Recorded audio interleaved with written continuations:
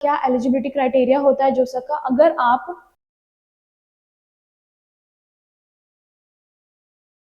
Hello students, welcome back to our channel. This side Dolly from Toppers Academy which is now Plutus 10। तो आज मैं आप लोगों को बताने वाली हूँ कि like JEE mains and JEE advance के बाद जो काउंसलिंग प्रोसेस होता है वो कौन करवाता है और कैसे होता है। ओके, तो स्टार्ट करते हैं। जोसा 2000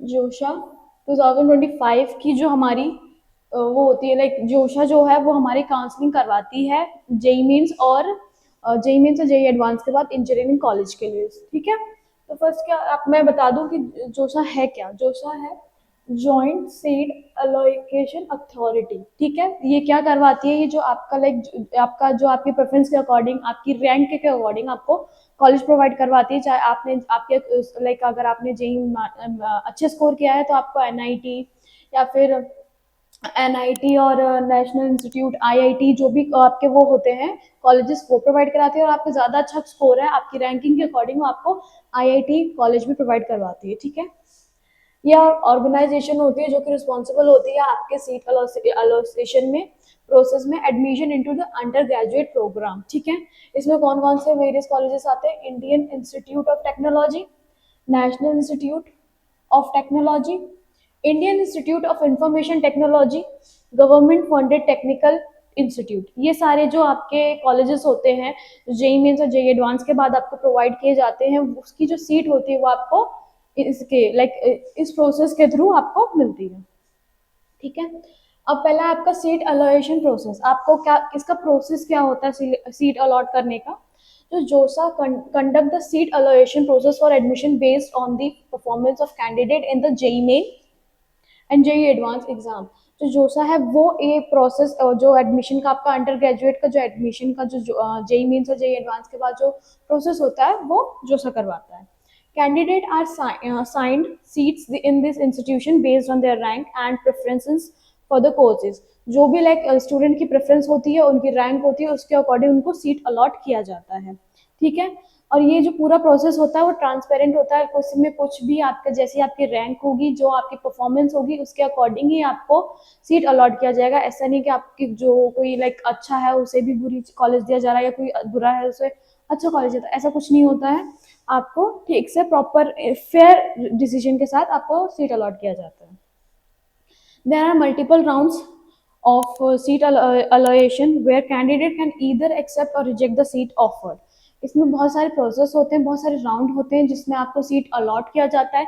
इसमें जब आपको सीट अलॉट होने के बाद जो स्टूडेंट होता है वो अपनी सीट को लाइक रिजेक्ट भी कर सकता है और सीट को एक्सेप्ट भी कर सकता है। अब काफ़ी क्वेश्चन होता है रिजेक्ट क्यों करेगा? रिजेक्ट इसलिए कि कोई चाहता है कि मुझे ये कॉलेज मिले, इस कॉलेज की सीट मिले। बहुत से होते हैं जो आईआईटी में जाते हैं, आईआईटी के टॉप कॉलेजेस में जाना चाहते हैं, पर उनकी रैंक ऐसी नहीं होती है कि उनको वो कॉलेजेस मिले। तो इसलिए वो बच्चे जो होते हैं वो सोचते हैं मैं अभी ये सीट छोड़ देता हूँ और ट्राई करता हूँ अच्छे कॉलेज में रैंक लेके आता हूँ एडमिशन के लिए।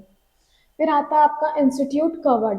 अब इस जो ये भी प्रोसेस है इसके अंडर में इस काउंसलिंग की जो ये जो काउंसलिंग प्रोग्राम है इसके अंडर में कौन कौन से कॉलेजेस आपके आते हैं?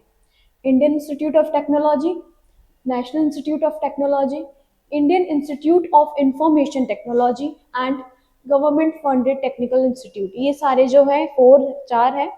ये सारे जो आपके इंस्टीट्यूट हैं वो जो लाइक काउंसलिंग कमेटी है उसके अंडर आते हैं। ठीक है, फिर होता है आपका eligibility criteria.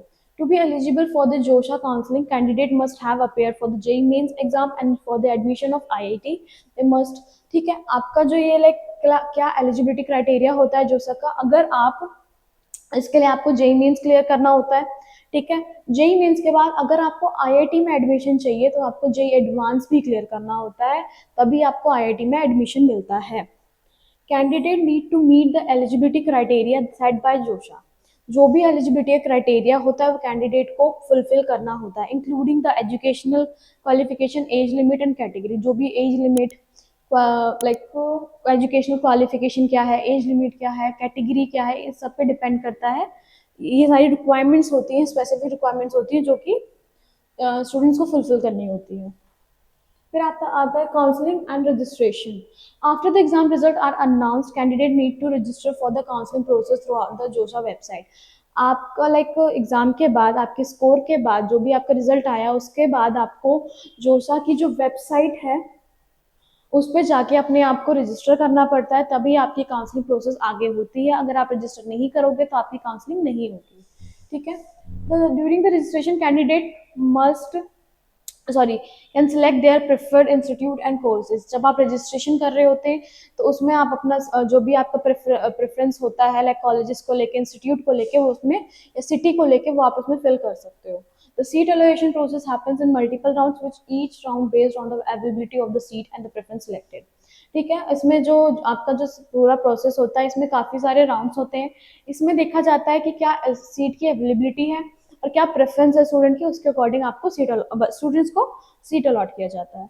There are different sorry seat types क्या होते हैं, there are different types of seats. इसमें आपको general, OBC, SC, ST, EW and PW के सीट्स पे भी आपको लाइक रिजर्वेशन किया जाता है कि जितनी रिजर्वेशन होगा उसके अकॉर्डिंग आपको सीट अलॉट किया जाता है। अगर आपको जनरल कैटेगरी के हो तो ऐसा होता है कि जनरल कैटेगरी को ज़्यादा नंबर लेके आने पड़ते हैं, ज़्यादा स्कोर लाना पड़ता है, और उनके जो सीट रिजर्वेशन होता है वो भी कम होता है as compare to EW, PW और SC ST कैटेगरीज। ठीक है। तो आपकी कैटेगरी पे भी डिपेंड करता है आपको कौन सा कॉलेज और कौन सा इंस्टीट्यूट आपको कौन सी सिटी में मिलेगा। ठीक है। Situation carried out consider the category rank and document कौन से रिक्वायर्ड होते हैं आपके ड्यूरिंग द दिस प्रोसेस, कि during the counselling process candidate are required to submit document for the verification. These usually include, जो भी ड्यूरिंग लाइक काउंसलिंग प्रोसेस में आपको कौन से डॉक्यूमेंट रिक्वायर्ड होते हैं वो होते हैं आपके जेई मेन और जेई एडवांस का जो भी स्कोर कार्ड होता है आपका वो, 10th and 12th का ग्रेड की मार्कशीट्स होती हैं, कैटेगरी सर्टिफिकेट होता है और government issue ID proof etcetera. ये सब जो आपके कुछ लाइक डॉक्यूमेंट्स होते हैं वो काउंसलिंग प्रोसेस के ड्यूरेशन में आपके रिक्वायर्ड होते हैं। टाइप्स ऑफ राउंड, एक होता है आपका मॉक राउंड, एक होता है आपका फाइनल राउंड। मॉक राउंड में क्या होता है, these are the mean to be help candidate.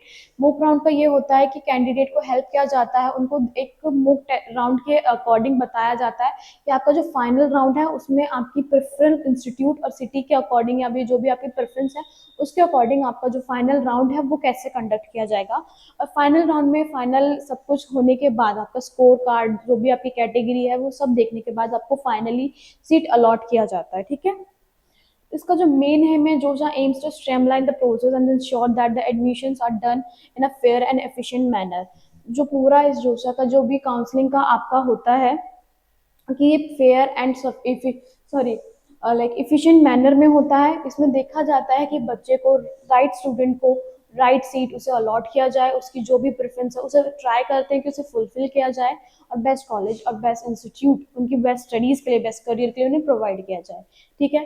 तो यही आपके लिए लाइक होपफुली कि ये वीडियो आपके लिए इन्फॉर्मेटिव रही होगी। आपका जो भी लाइक काउंसलिंग प्रोसेस का जो भी डाउट्स होंगे मे बी मैं आपके लिए क्लियर कर पाई होंगी। मिलते हैं तब तक के लिए नेक्स्ट वीडियो में। बाय।